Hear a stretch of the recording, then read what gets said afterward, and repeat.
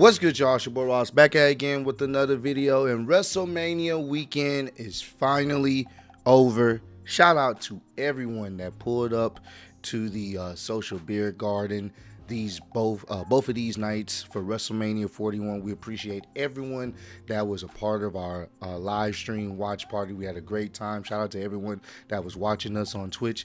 It was great, but we got to talk about what happened tonight. And I'm going to get into the main event off rip because I know a lot of you guys have a lot of opinions about what happened in the main event. Did you guys enjoy it or not? And I've seen a lot of people have the general consensus that night two's main event did not live up to the hype in comparison to night one's main event. Now, I want to talk about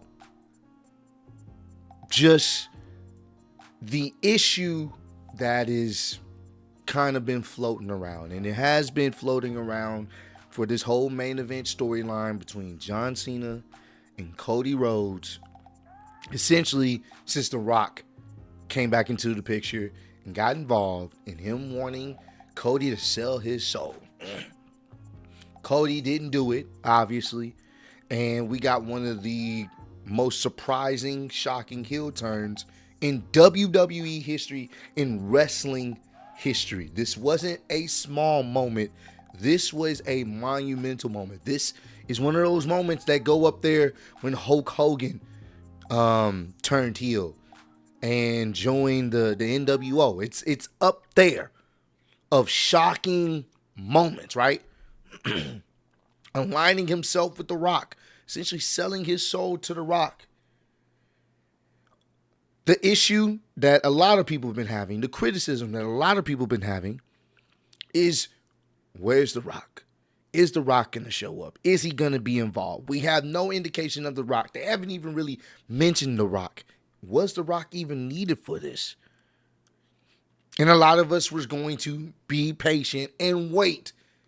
Obviously, they got to have something big planned for WrestleMania.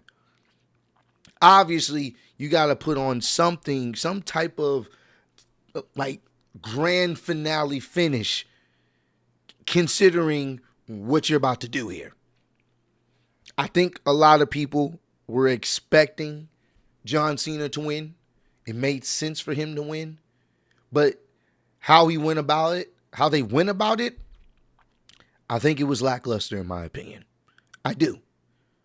And that should not be the case considering how big this heel turn was supposed to be. The Rock not being involved, even on WrestleMania weekend, I think that's a huge misstep. Because then you start to really think, well, what was the fucking point of The Rock even being involved? You could have just had John Cena turn heel just to build that story. There was no need for The Rock trying to get Cody's soul or any of that. I'm just being honest. There was no need for The Rock to be involved in this. And this proved it.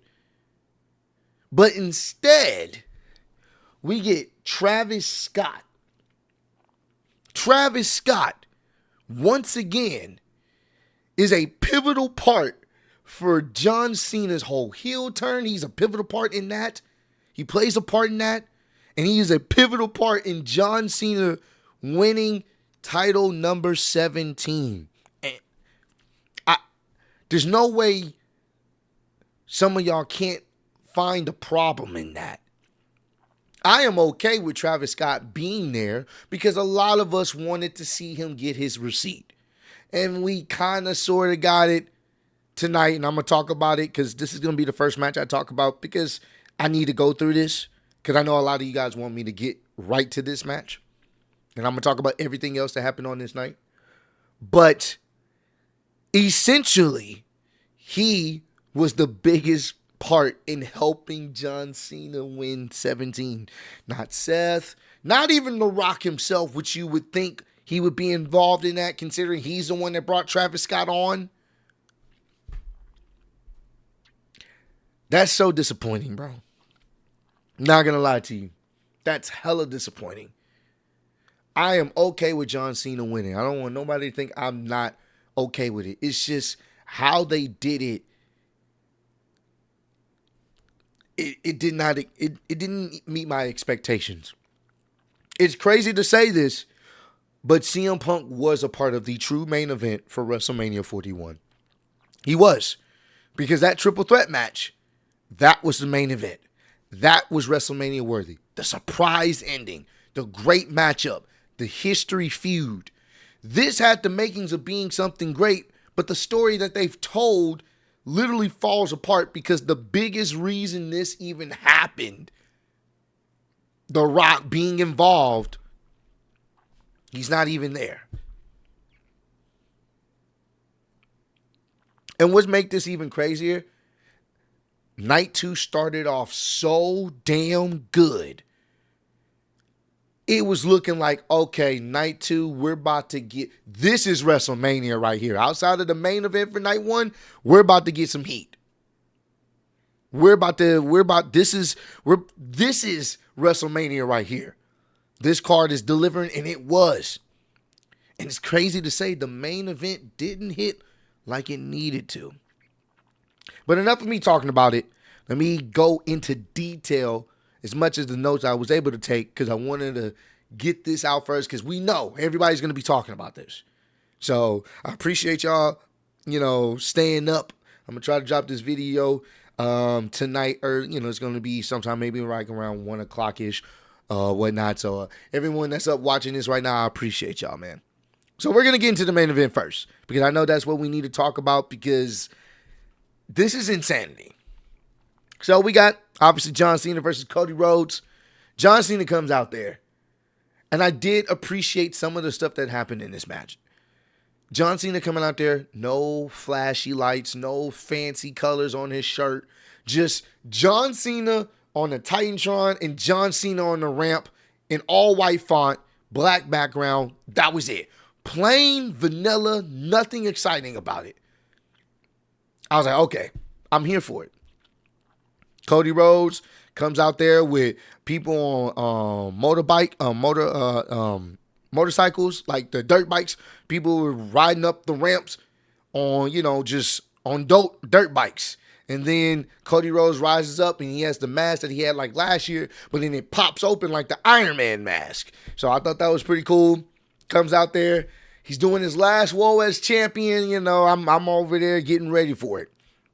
They're doing the announcements. John Cena's not even facing the camera. He's not doing the acknowledgement like he normally does when they, do the ring announcing. He's just nonchalant, doesn't care, standoffish. Cody Rhodes, excited, with energy, and they were booing Cody. This is what makes this so kind of crazy. I think fans obviously started to realize this is his last match, and they wanted to see him win. Even though he's a heel, even though he's talking about him, they wanted to see him win. This was his last match at WrestleMania. And honestly, if you really look at it, it was going to happen that way regardless. John Cena could have kicked some puppies. And guess what? People were still going to cheer him to win number 17. Cody was getting a lot of babyface, love, for the majority of this build, but we started to see the cracks with the boos on Friday night, and it got extended. Majority of this match, anytime Cody got good offense in, you heard the boos. There was cheers and dueling chants, but you heard the boos loudly, which is a real indication that the fans didn't care what John was saying or doing. They wanted him to win number 17. Early in the match, John Cena looked at Cody and gave him the Rock eyebrow. So I'm like, all right, maybe they're teasing some things, right? John kept getting out the ring early. Anytime Cody gets some type of offense, he would get out the ring, try to catch a breather. And on commentary, they're they're trying to tell the story that John is not who he used to be. There's plenty of ring rust. He's not the same John from back in the day that can just go in the ring like that. John was taking his time. He was being very methodical with Cody. He even did the 5 moves of doom with the shoulder tackles, but he didn't do them in succession. He would hit the shoulder tackle, take his time. Run off the ropes, hit the shoulder tackle again, take his time.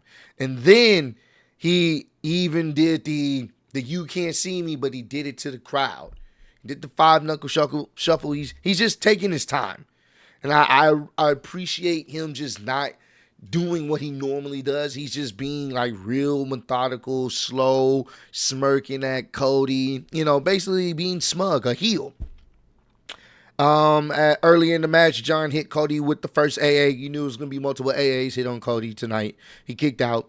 John ended up hitting a super AA from the second rope. Cody kicked out. Cody hit a top rope Cody cutter on John for a close 2 count.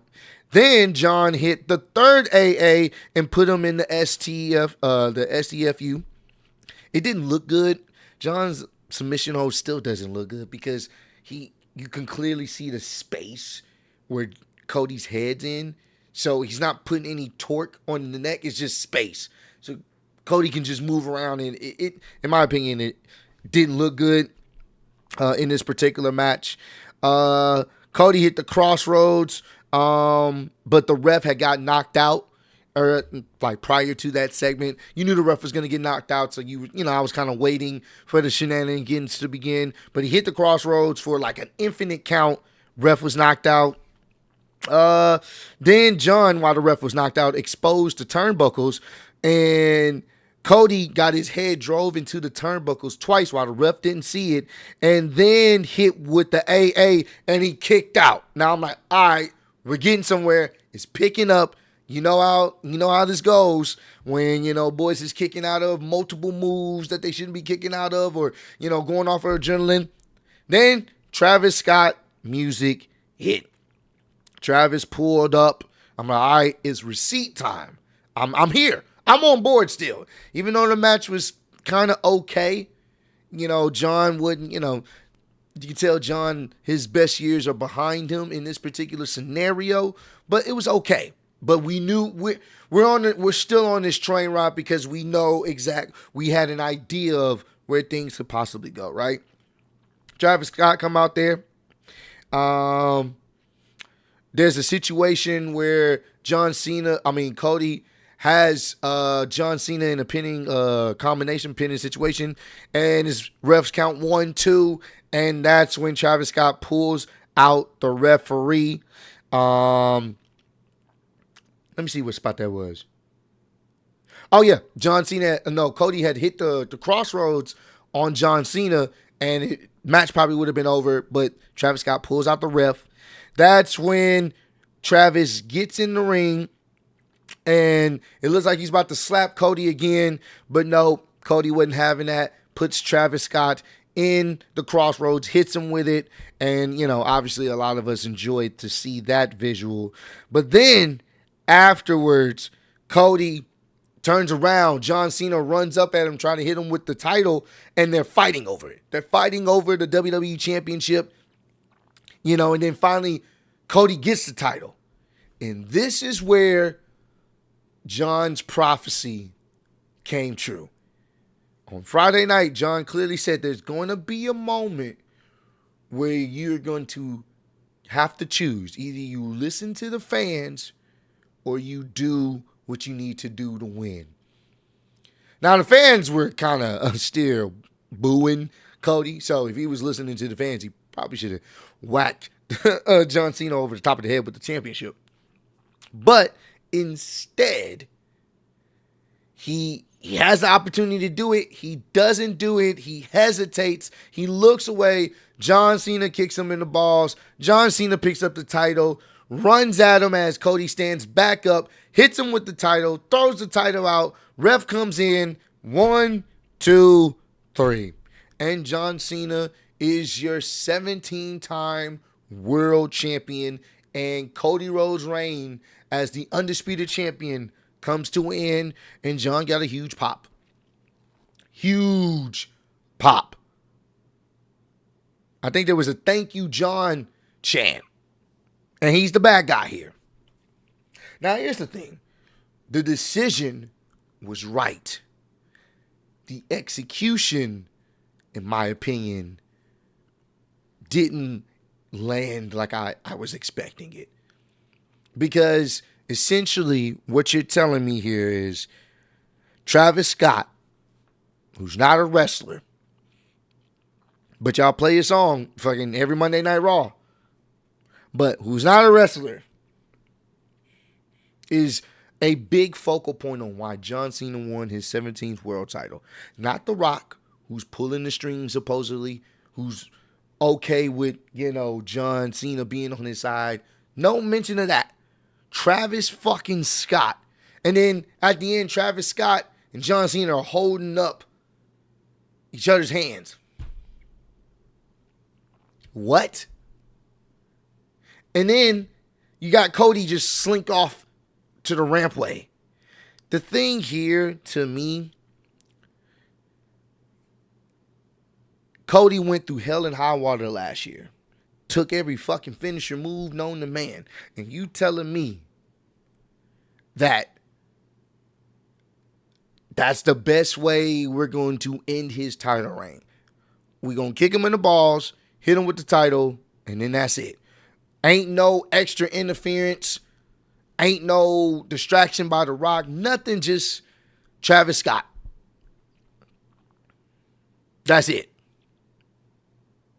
And yes, he's still protected because he didn't lose clean, as obviously we knew. But it just makes more sense if the optics of him not doing what he needed to do, listening to the fans, once again, and the optics of The Rock being the one, even if The Rock doesn't even get involved physically, just being the one to orchestrate all of this, and it all worked for him.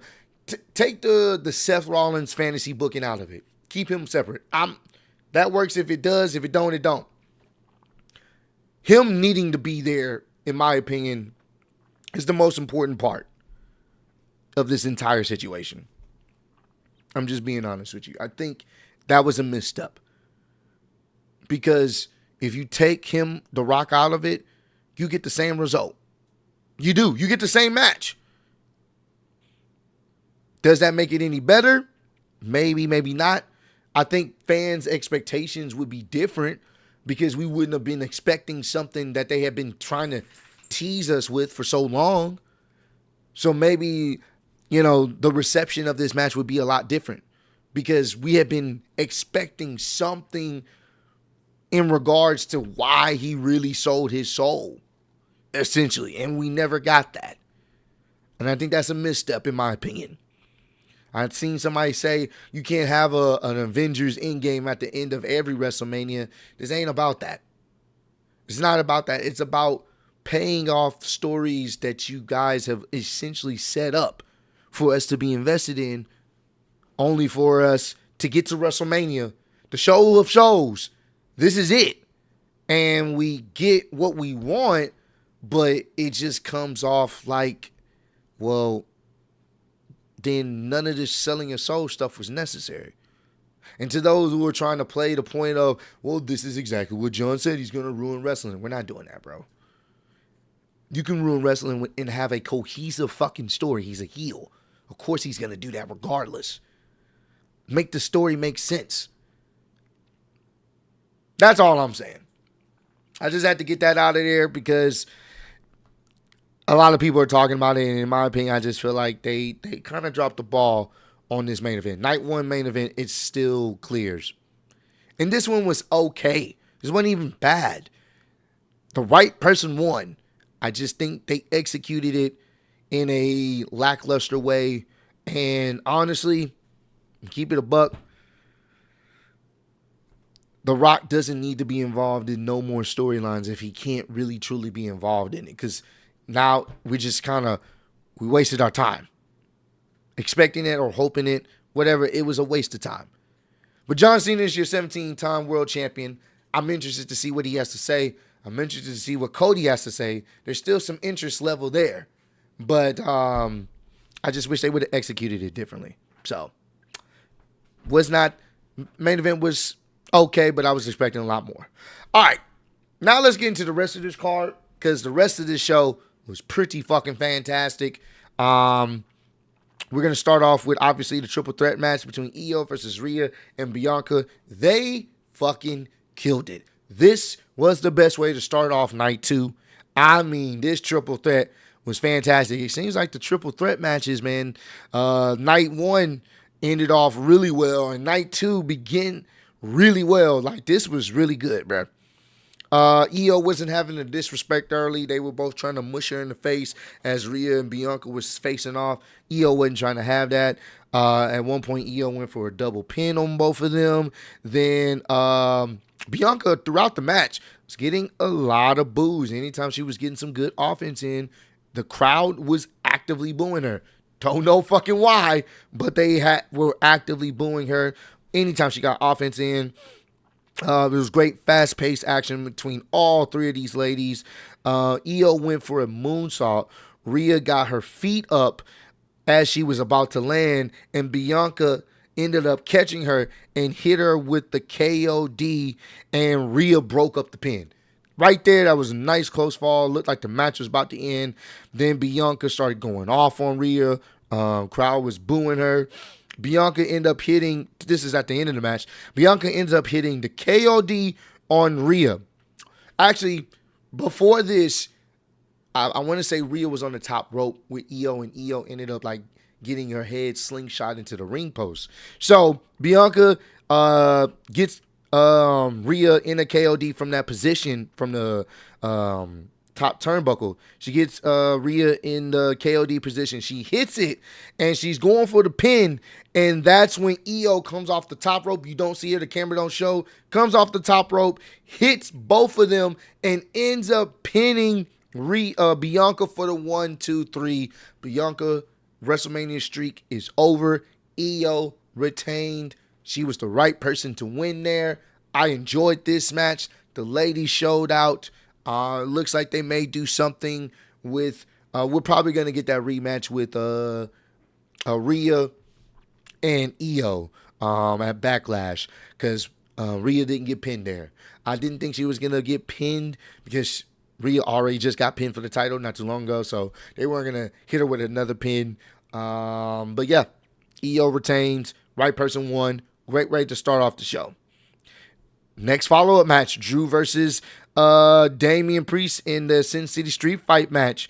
Drew comes out there early in the match as Damian's about to take off his attire. That's when he gets attacked from behind. And early in the match, Drew was packing up Damian. Even, hit his head on the entrance ramp. He was hitting him with the steel steps.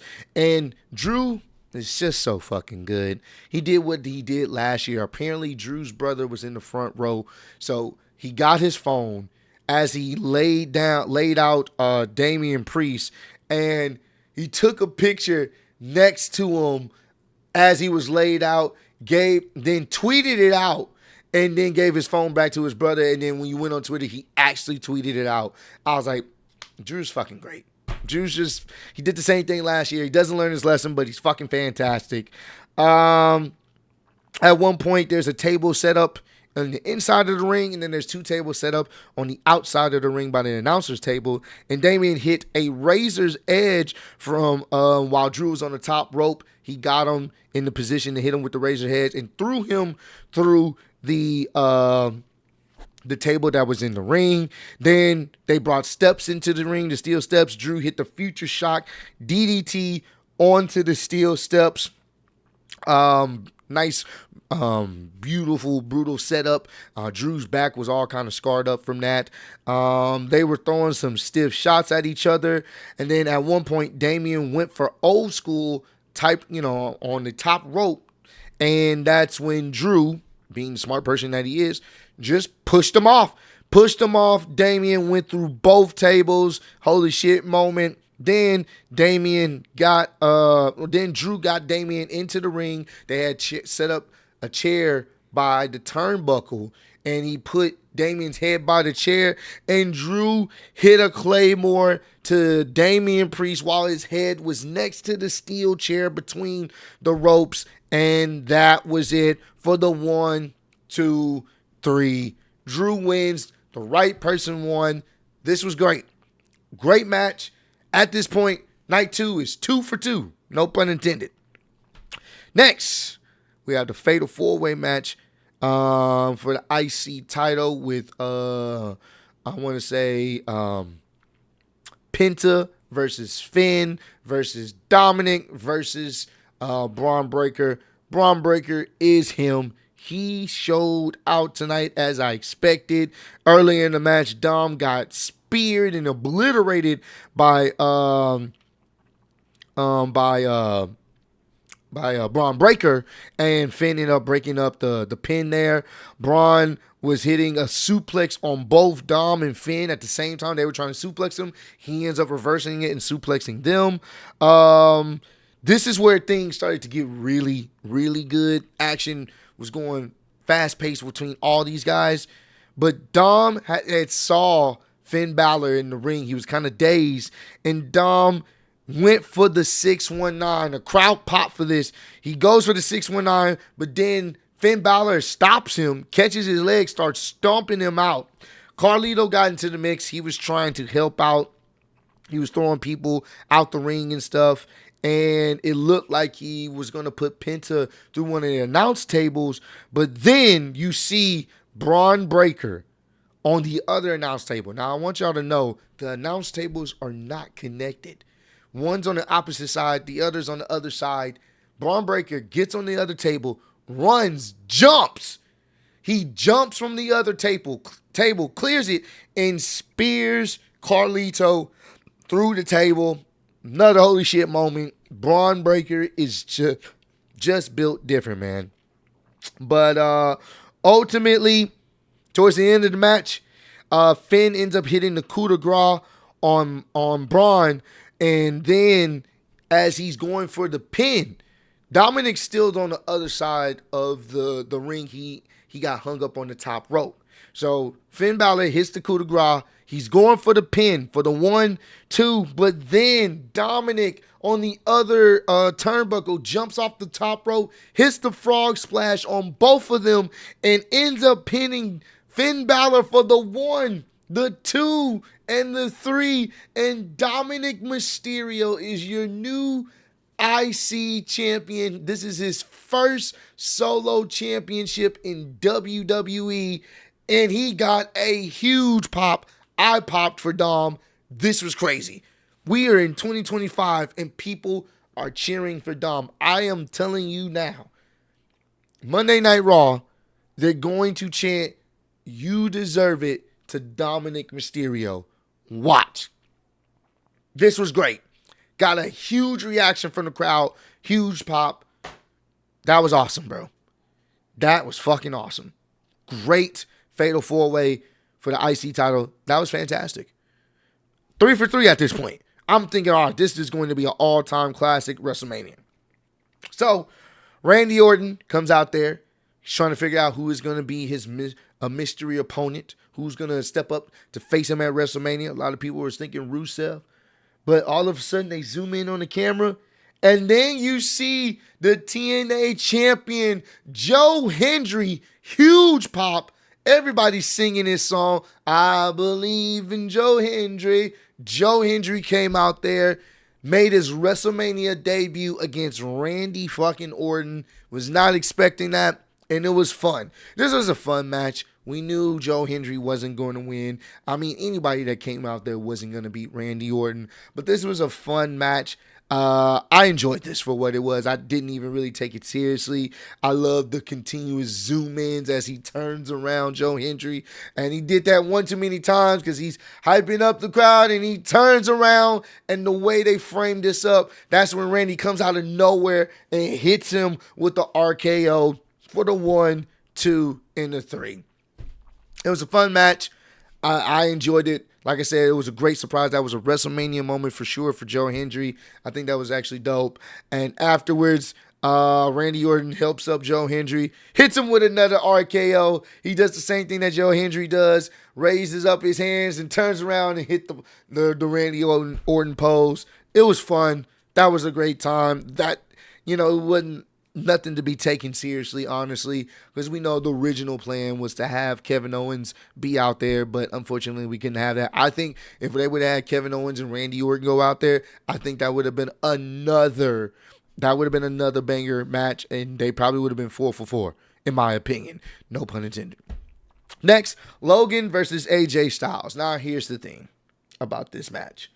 This match was good for what they were doing in the ring, but the crowd and the energy was not there. And I think partially because this match was just kind of put together a couple weeks ago. People weren't really just excited about it. I figured people were like, yeah, they're going to, I think they would have good chemistry in the ring, but people just didn't care, honestly, especially in this crowd. It was just like, they're doing some good stuff, but I think there was not as much story invested into this particular match. Early in the match, they were filling each other out to get a feel, the kind of countering moves and stuff like that between each other. Logan ends up running LA Knight's shoulder. I mean, not Logan, not LA Knight either. Logan ends up running AJ Styles' shoulder into one of the ring posts. Then that's when Logan starts pretty much holding his own against AJ Styles. He was getting he was getting a lot of good offense in. AJ started to pick back up. Then Logan hit a springboard moonsault on AJ Styles across the ring. AJ was kind of far apart, and the fact that Logan was able to hit that was really impressive. Very athletic individual. Just people don't like him. Logan hit AJ Styles with the Styles Clash, and then AJ hit him with the Styles Clash right afterwards. I thought that was a nice little sequence. Then there was somebody that's, one of Logan's, cronies or whoever that he rose with was trying to get involved and bring in the brass knucks, but that's when Karrion Kross stops him. Karrion Kross stops the guy, and the guy kind of backs off once AJ Styles sees what's going on, and then Karrion's trying to get AJ Styles to use the brass knucks, hit him, go ahead and do it. Use the brass knucks, even though the ref was, kind of watching. So, he was trying to get him to cheat, but ultimately AJ Styles didn't want to do it and ends up throwing the brass knucks and then hitting Karrion Kross afterwards. And after that was enough distraction. I think he went for the phenomenal forearm. Logan was able to counter. Then Logan hit AJ with his finisher, still a beautiful finisher. And Logan Paul gets the 1, 2, 3, which I expected. Match was, like I said, it wasn't bad for what they were doing in the ring. I just think the fans were just not really that invested in this. Next, we got the women's tag team match between Liv and Raquel and Lyra and a particular guest that, we didn't know who Lyra's partner was going to be because apparently Bayley ended up getting injured of some sort. I think it's like a storyline injury. I don't know. So Bayley ended up getting injured and Lyra needed a partner. And Lyra's partner was a returning Becky Lynch. Got a huge ovation. Becky Lynch is back. Becky Lynch and Lyra, they obviously have history, kind of like a mentor-mentee situation. And once I saw Becky Lynch get in there, I was like, yep, it's over. Liv and Raquel are losing. Even at the beginning of the match, Liv backed out. She got out of the ring. She kind of was nervous, kind of scared, like she saw a ghost. Liv didn't want to be in the ring at all. Honestly, they tried to get their offense in. Now, I'm going to be honest with you. I think the match was okay. It was okay. I think the initial pop of Becky returning was cool, but in the back and forth with Liv, but I wasn't really as invested. Hell, I don't think I probably would have been as invested if Bayley was there. But ultimately, how did the ending sequence go? I believe Liv ended up hitting. Becky ended up hitting Liv with with her finishing move, and Becky ended up pinning Liv Morgan for the 1, 2, 3, and Lyra and Becky Lynch are your new women's tag team champions, man. And that was it. that was it. Like I said, I wasn't really as invested in the match. Didn't really matter who was going to be there. It was cool to see Becky Lynch. I know some people feel like, oh, Becky Hogan again. And I don't know if I would say that because, like, we don't know why Bayley was taken out other than she was supposedly injured. I don't think it's a real, I think it may be a storyline angle that they're running here because essentially Bayley just got kicked to the curb. So we don't know what's going on with that. Maybe they rekindle some type of feud with Bayley and Becky. We may see that. I don't know, but I think there's more to the story than we've been privy to. We'll have any knowledge to. So, but outside of that, that was pretty much it. And I already talked about the main event. Overall, if I had to rate this show on a scale of 1 to 10, it was really cooking up, bro. This was gonna easily be like I was gonna give this like an 8. But the main event kind of, even though the right person won, the main event for me is not something that I'm actually going to go back and watch. You would think I would, but I'm probably not. I'm going to be dead ass. I go back and watch the triple threat match between Seth, CM Punk, and Roman. I don't think I would probably go back to see number 17.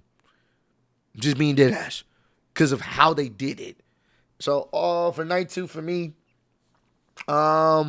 overall, there was better matches here, and that really, really worked for me. Overall, enjoyed myself. I think it was better than night 1. I think night 1 I gave like a 7, and that's because the main event carried. Tonight, I'd probably give it I'll give it a 8. Yeah, like maybe, I'll give it a 8, but the main event didn't deliver. Everything else, majority of the show delivered for me. It's just the main event didn't deliver as I was hoping. So maybe you can give it like a 7.5, 8, because that main event it definitely took down some points for me, but I'm going to leave it in that area because I did enjoy majority of night 2 more than I did night 1. It's just night 1's main event carried. Night 2's main event kind of didn't, in my opinion. So overall, if I had to rate WrestleMania 41 as a whole on a scale of 1 to 10, combined in both nights, I'm going to give it a solid 7. It's a solid 7, in my opinion. Just combining both nights, I give it like a solid 7. Yeah, if I, in relation to last year, I think last year's ended off way better. I enjoyed how that finished off and culminated last year. This year, some good stuff here and there, but I think there's a lot of missteps, so I'm going to give it a solid 7 for WrestleMania 41 as a whole. So comment down below. Let me know, did you guys enjoy the main event tonight? Did you guys enjoy night 2 as a whole? What you rate the show on a scale of 1 to 10? What was your favorite match? What was your least favorite match? And what do you rate WrestleMania 41 as a whole? Let me know down below. But I appreciate all the love and support you guys showing on the channel. Road to 150K. Appreciate y'all kicking with me. See you on the next one. Peace.